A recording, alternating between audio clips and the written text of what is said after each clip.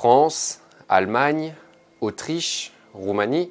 Depuis plusieurs jours, partout en Europe, les agriculteurs font entendre leur colère par des manifestations ou des blocages.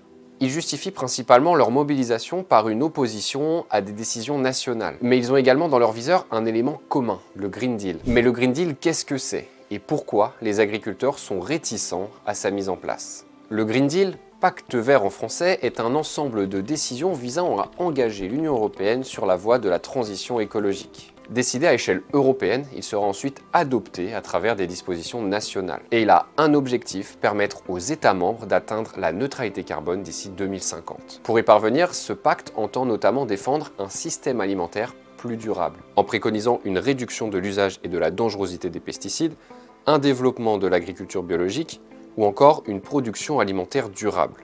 Dans ce Green Deal existent des stratégies qui s'appellent la stratégie biodiversité et la stratégie de la ferme à la fourchette, Farm to Fork, qui est la déclinaison agricole et alimentaire du Green Deal. Des questions autour du carbone farming, enfin de comment on utilise le carbone en agriculture.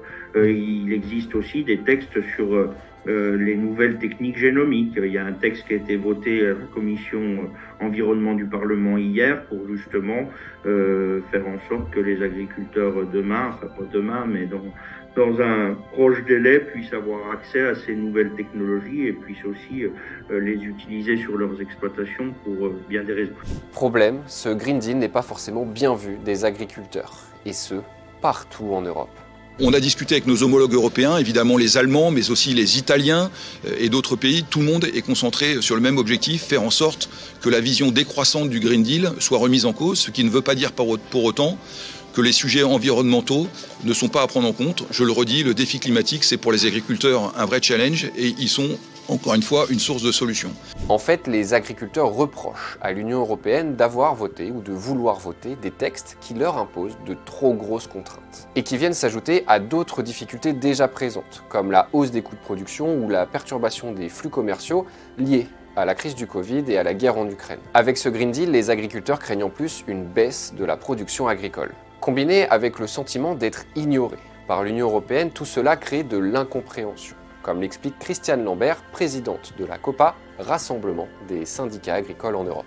Frans Timmermans, qui a été le responsable de la mise en œuvre du Green Deal, a eu une méthode top-down. Moi, je vais vous dire ce qu'il faut faire, a-t-il dit aux agriculteurs. Je l'ai invité au COPA. Il est venu dire, vous faites rien de positif, vous les agriculteurs, vous n'êtes pas bons, moi je vais vous dire ce qu'il faut faire. Il a braqué tout le monde. Et bien qu'il y ait la guerre, l'énergie et le Covid, il a dit, vous allez quand même avancer au pas cadencé.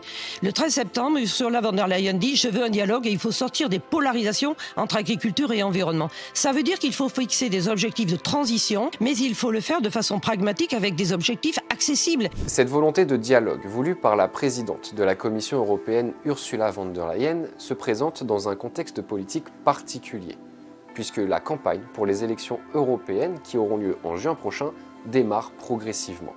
Le Green Deal risque d'être un des sujets centraux de cette campagne, surtout pour les extrêmes.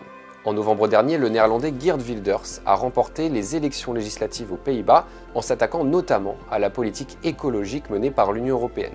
Et en France, c'est Jordan Bardella, le patron du Rassemblement national, qui s'est lui-même érigé en porte-voix des campagnes. C'est bien de vouloir faire de la politique à quelques mois des élections européennes, et puis c'est tout